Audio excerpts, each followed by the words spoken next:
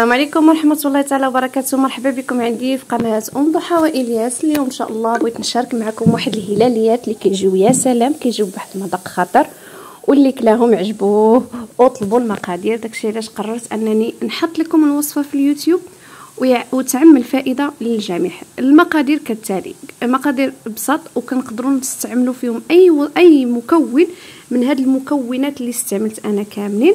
هي كنكثروا الكونتيتي، يعني ما كنديروش كونتيتي صغيره الا درنا مكون واحد.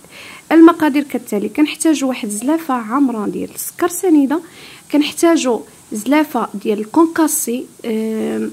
شوف داك الكونكاسي اللي قلت لكم في واحد الفيديو كتخدموه ديال الكاوكاو، تنقدروا ناخذوا داكشي اللي غربلنا. المهم ما عليناش، كناخذوا زلافه ديال الكاوكاو رقيق كما كتشوفوه، رقيق كونكاسي رقيق بزاف.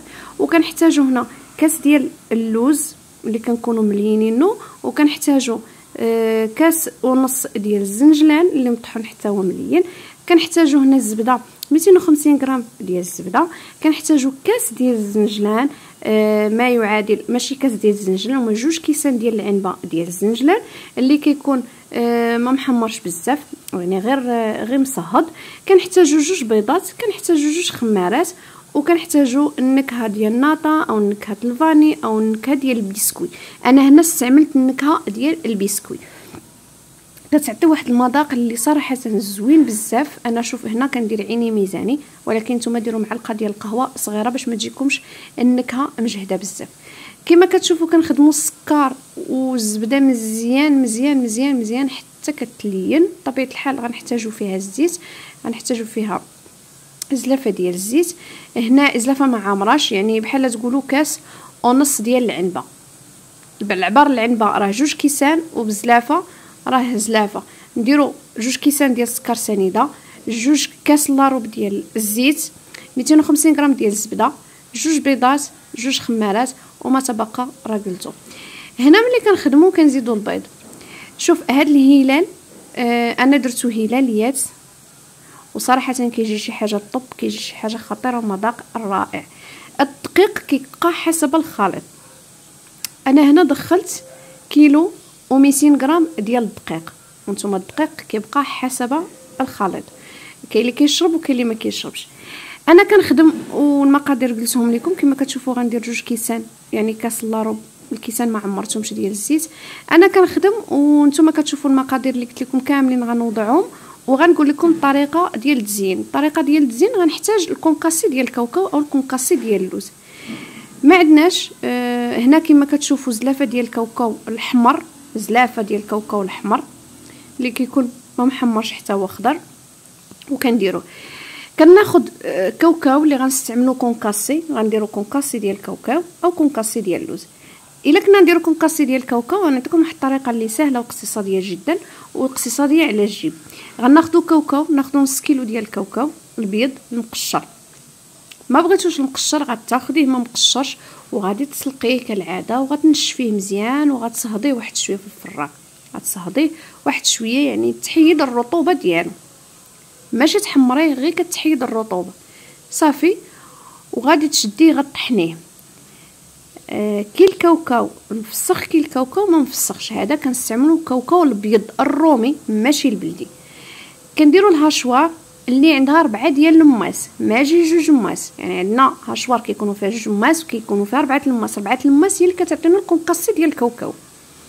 غنديروه وغنضربوا الضربه الاولى، الضربه الثانيه، الضربه الثالثه، كيكون واجد لنا كونكاسي. غناخذ واحد السيار اللي غيكون الفم ديال واحد شويه واسع، وغنغربل. غادي نغربل، غيهبط داك البودر ديال الكونكاسي وغيهبط لينا حتى كونكاسي رقيق ياك.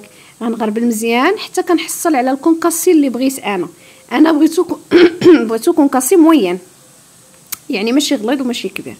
من بعد كندير ليه واحد المعلقه ديال النشا وكنطلقو، كنسرحو وكنخليه ينشف. هو راه ناشف ولكن كنخلي ديك النشا كتدخل معاه وكيشرب. وكندير معاه رويس ديال المعلقه بودر الفاني صافي، وكنخليه واحد شويه هكا كينشف في الهواء. ما كنديروش في الفران، لان هاد الكونكاسي غنخدموا به خضر باش ما يتحرقش لنا في الفران. كنمشيو لداك الكونكاسي اللي طاح لينا، كنجيب واحد السيار او واحد الغربال وكنهبط غير البودره وكنخلي الكونكاسي رقيق، كنحمرو وكنخليه لتزيين الحلويات ديالي، لي كيك او لي بانكيك او الكريب كنعمروه به، او البغرير معمر كذلك اللي كنعمروه بالقشده والفرماج. يعني شوف كتبقى حسب الاختيار ديالك. المهم هذا كنحمروه وكنخشيو في الثلاجه، وحتى داك البيض من بعد ما كنستعملوه كنساليو كيشات لينا راه كندخلوه للثلاجه وكنحتفظوا به وكيبقى واحد المده. انا كيبقى معايا مده حتى 6 شهور ما كيوقع له حتى شي حاجه. هذه طريقه اقتصاديه باش تحافظي على الجيب، لان نص كيلو ديال الكونكاسي غيتقام عليك غالي باش تشريه. كما كتشوفوا كنطلق بالدلاك السمك اللي انا بغيت وكندهن الوجه بالبيض، وهذا هو الكونكاسي اللي حصلت عليه. هذا هو الكونكاسي اللي حصلت عليه. انا بالنسبه لهاد المقادير هزت ليا تقريبا 400 غرام ديال الكونكاسي. 400 غرام ديال الكونكاسي، تصوري معايا انت غتشري 400 غرام راه ما غتقامش عليك بالثمن اللي غتصايبيه في الدار، وغيكون اقتصادي وصايبه على يدك. ديما حنا كنقلبوا على شي حاجه اللي هي اقتصاديه. كنشكر الناس اللي جاو عندي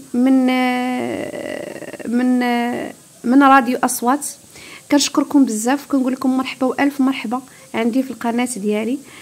كنتمنى التشجيعات ديالكم باش نستمر وكل مره نحط لكم الجديد. كنقول الناس ديالي ناس القدام وناس جداد مرحبا بكم في قناتي، والف مرحبا القناه قناتكم. وانا ديما كنشارك معكم الحاجه اللي كتجيني زوينه وكتجيني طب.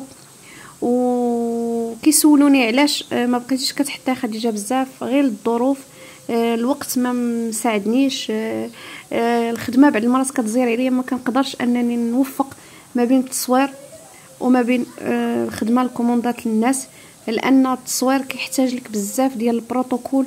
راه باش بلا ما نكذبوا على ريوسنا بزاف ديال البروتوكول، لان كاينين الناس اللي دابا غتهضر لي على هاد الطاوه هادي.